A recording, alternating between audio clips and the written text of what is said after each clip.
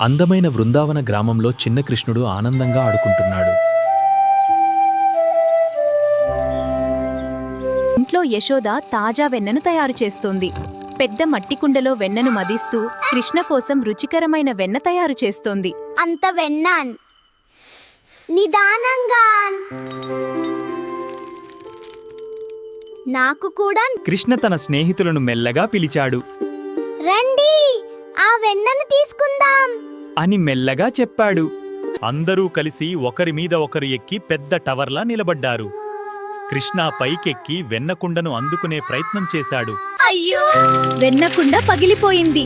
తెల్లగా ఉన్న వెన్న నేల మీద పడిపోయింది. పిల్లలు నవ్వుతూ ఆనందంగా ఉన్నారు. కృష్ణ మరియు అతని స్నేహితులు చేతులతో వెన్న తింటూ చాలా సంతోషంగా ఉన్నారు. ఒక చిలిపి కోతి కూడా అక్కడికి వచ్చింది. అది కూడా వెన్న తినడం మొదలుపెట్టింది. అందరూ కలిసి నవ్వుకున్నారు. ఇంట్లో పెద్ద శబ్దం వినిపించింది. యశోద ఆశ్చర్యంగా ఏమైంది అని లోపలికి పరుగెత్తింది. అయ్యో అయ్యో! యశోద అమ్మ వస్తోంది. కృష్ణ నవ్వుతూ వెన్న చేతిలో పట్టుకుని పరుగెత్తాడు. చివరికి యశోద చిన్న కృష్ణను పట్టుకుంది. కృష్ణ మాత్రం అమాయకంగా చూస్తున్నాడు. చిన్ని కృష్ణుడి చిలిపి అల్లరి.